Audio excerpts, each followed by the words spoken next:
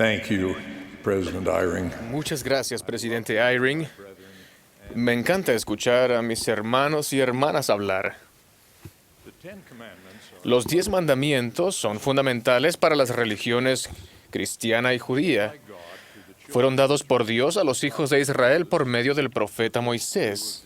Los primeros 2 de estos mandamientos guían nuestra adoración y nuestras prioridades. En el primero, el Señor mandó: no tendráis dioses ajenos delante de mí.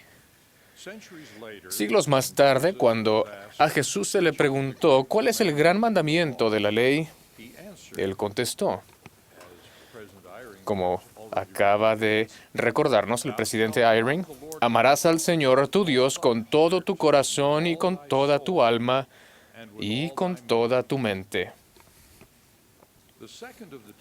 El segundo de los 10 mandamientos profundiza la instrucción de no tener dioses ajenos e identifica lo que debe ser la prioridad suprema en nuestra vida como hijos de Dios. No te harás imagen ni ninguna semejanza de cosa alguna, en el cielo o en la tierra. El mandamiento también agrega: no te harás imagen a semejanza alguna, no te inclinarás a ellas ni las honrarás. Más que prohibir simplemente los ídolos físicos, establece una prioridad fundamental permanente. Jehová explica: porque yo soy Jehová tu Dios, celoso, y que hago misericordia a los que me aman y guardan mis mandamientos. El significado de la palabra celoso es revelador. Su origen es hebreo y significa poseer sentimientos sensibles y profundos. Ofendemos a Dios cuando nos inclinamos u honramos a otros dioses, cuando tenemos otras prioridades más importantes. ¿Qué otras prioridades honramos antes que a Dios, incluso por personas religiosas en nuestros días? Consideren estas posibilidades, todas muy comunes en nuestro mundo: tradiciones culturales y familiares, lo políticamente correcto, aspiraciones profesionales, posesiones materiales, actividades recreativas, poder, prominencia y prestigio. Si ninguno de estos ejemplos parece aplicarse a ninguno de nosotros, probablemente podemos sugerir otros que sí lo harán. El principio es más importante que los ejemplos individuales. El principio no es si tenemos otras prioridades. La pregunta que plantea el segundo mandamiento es: ¿cuál es nuestra prioridad suprema? ¿Nos inclinamos ante dioses u honramos otras prioridades antes que a Dios, a quien profesamos adorar? ¿Nos hemos olvidado de seguir al Salvador, quien enseñó que si lo amamos, guardaremos sus mandamientos?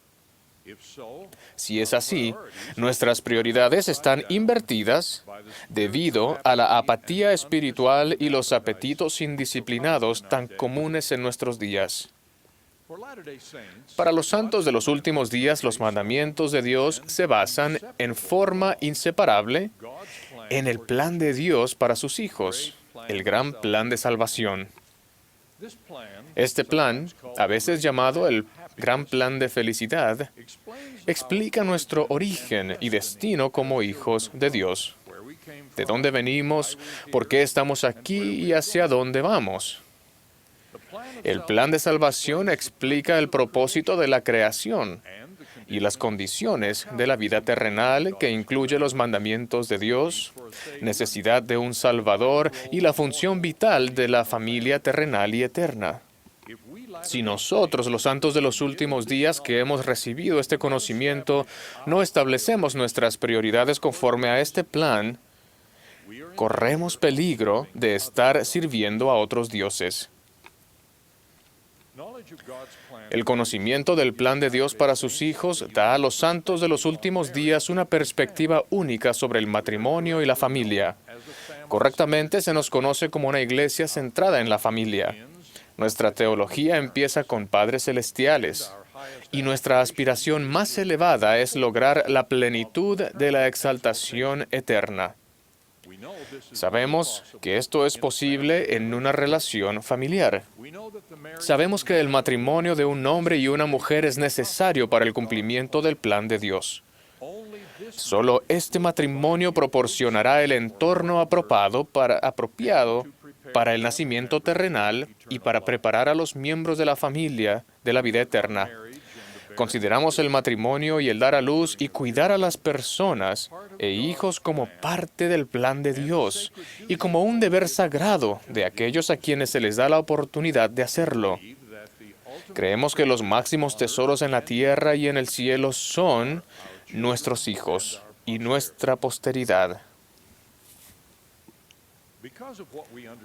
Debido a lo que entendemos acerca de la función potencialmente eterna de la familia, sentimos pesar por el pronunciado descenso en el número de nacimientos y casamientos en muchos países occidentales, cuyas culturas históricamente cristiana y judía.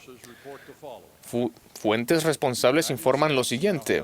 Estados Unidos ahora tiene la tasa de natalidad más baja en su historia, y en muchas naciones de la Unión Europea y en otros países desarrollados, los índices de natalidad están por debajo del nivel necesario para mantener sus poblaciones. Esto amenaza la supervivencia de culturas e incluso de naciones. En Estados Unidos, el porcentaje de jóvenes adultos de 18 a 29 años que están casados descendió de 59% en 1960 a un 20% para el año 2010. La edad promedio para el primer matrimonio está ahora en el nivel más alto en la historia, 26 para las mujeres y casi 29 para los hombres. En muchos países y culturas, la familia, número uno, la familia tradicional de un padre y una madre casados y sus hijos está llegando a ser la excepción en un lugar de la regla. 2, la búsqueda de una profesión en vez del matrimonio y el tener hijos es una decisión de cada vez más mujeres jóvenes. Y 3, la función de los padres y la percepción de que son necesarios tienden a disminuir. En medio de esas tendencias, somos conscientes de que el plan de Dios es para todos sus hijos y que Dios ama a todos sus hijos en todas partes. En el primer capítulo del Libro de Mormón se declara sobre Dios, tu poder y tu bondad y misericordia se extienden sobre todos los habitantes de la tierra. Un capítulo más adelante dice, ha dado gratuitamente su salvación para todos los hombres. Y todo hombre tiene tanto privilegio como cualquier otro y nadie es excluido. En consecuencia, las Escrituras enseñan que somos responsables de ser compasivos y caritativos, amorosos hacia todas las personas. También somos respetuosos de las creencias religiosas de todas las personas, incluso del número creciente de quienes profesan no creer en Dios. Sabemos que por medio del poder de la elección que Dios nos ha dado, muchos albergarán creencias opuestas a las nuestras.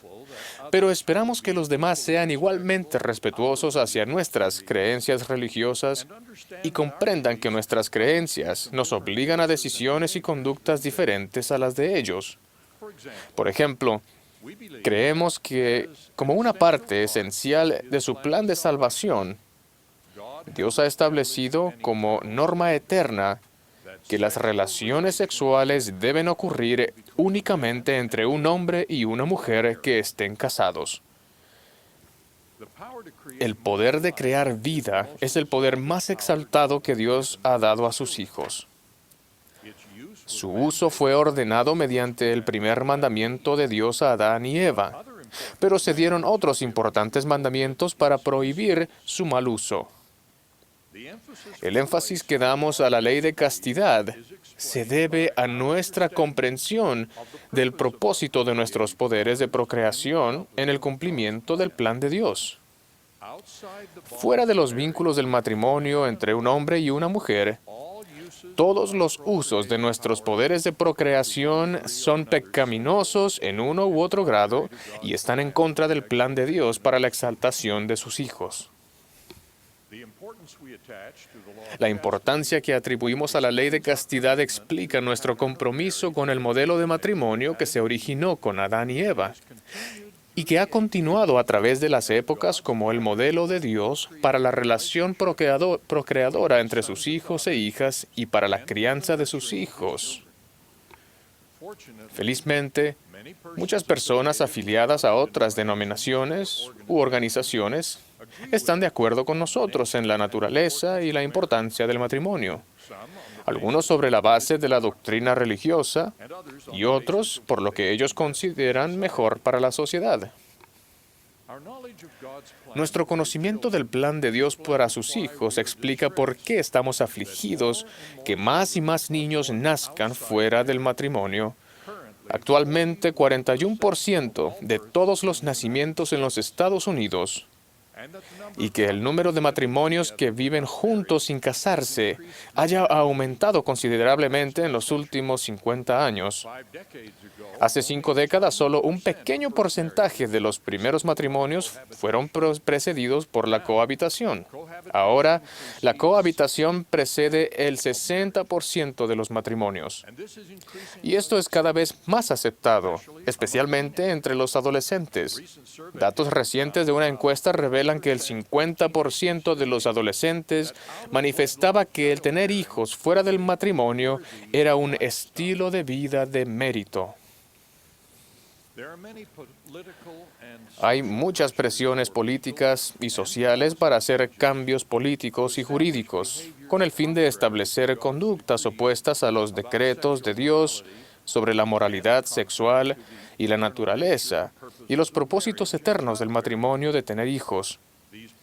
Estas presiones ya han consentido los matrimonios de personas del mismo sexo en varios estados y naciones. Otras presiones buscan confundir la identidad sexual u homogeneizar esas diferencias entre hombres y mujeres que son esenciales para lograr el plan de felicidad de Dios. Nuestra comprensión del plan de Dios y su doctrina nos da una perspectiva eterna que no nos permite respaldar esa clase de comportamientos, ni encontrar justificación en las leyes que los permiten. Y, a diferencia de otras organizaciones que pueden cambiar sus normas, incluso sus doctrinas, nuestras normas se rigen por las verdades de Dios, quien las ha identificado como inmutables.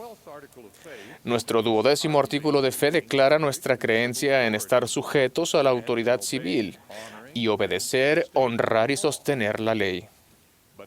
Pero las leyes del hombre no pueden convertir en moral lo que Dios ha declarado inmoral. El compromiso hacia nuestra mayor prioridad, la de amar y servir a Dios, demanda que consideremos su ley como nuestra norma de conducta. Por ejemplo, nos mantenemos bajo el mandato divino de no cometer adulterio ni fornicación, aun cuando esos actos no sean un crimen bajo las leyes de los estados o países en los que vivamos. De manera similar, las leyes que legalizan el llamado matrimonio entre personas del mismo sexo no cambian la ley de Dios en cuanto al matrimonio, ni sus mandamientos, ni nuestras normas en cuanto al mismo. Permanecemos bajo convenio de amar a Dios y guardar sus mandamientos y de abstenernos de honrar a otros dioses y prioridades, incluso aquellos que llegan a ser populares en nuestro tiempo y lugar. Con esta determinación, puede que se nos malinterprete, se nos acuse de intolerancia, suframos discriminación o tengamos que soportar la invasión de nuestro libre ejercicio de la religión. Si así fuere, creo que debemos recordar nuestra primera prioridad, la de servir a Dios. Y al igual que nuestros antecesores pioneros, empujar nuestros carros de manos personales hacia adelante con la misma fortaleza que ellos manifestaron. Una enseñanza del presidente Thomas S. Monson se aplica a esta circunstancia. En una conferencia hace 27 años Él osadamente declaró: tengamos el valor de desafiar la opinión popular, el valor de defender lo que sea justo. El tener el valor y no transigir es lo que trae la aprobación de Dios. El valor llega a ser una virtud real y atractiva cuando no solo se considera como el estar dispuesto a morir con hombría, sino también con una determinación de vivir con decencia. Un cobarde moral es el que tiene miedo de hacer lo que sabe que es correcto porque otros puedan estar en su contra o burlarse de él. Recuerden que todos los hombres tienen sus temores, pero los que los enfrentan con dignidad también son valientes. Ruego que no permitamos que los desafíos temporales de la vida nos hagan olvidar los grandes mandamientos y prioridades que nos han sido establecidos. No debemos poner nuestro corazón a tal grado en las cosas del mundo y aspirar a los honores de los hombres, a que dejemos de buscar nuestro destino eterno. Nosotros, que conocemos el plan de Dios para sus hijos, que hemos hecho convenios de participar con Él, tenemos una responsabilidad clara. Nunca debemos desviarnos de nuestro deseo primordial de alcanzar la vida eterna. No diluyamos nuestra prioridad suprema de no tener dioses ajenos ni honrar otras prioridades por delante de Dios, el Padre y su Hijo, nuestro Salvador, Jesucristo. Que Dios nos ayude a entender esta prioridad y que a los demás nos comprendan al esforzarnos por seguir adelante con ello de una manera sabia y amorosa. Lo ruego en el nombre de Jesucristo. Amén.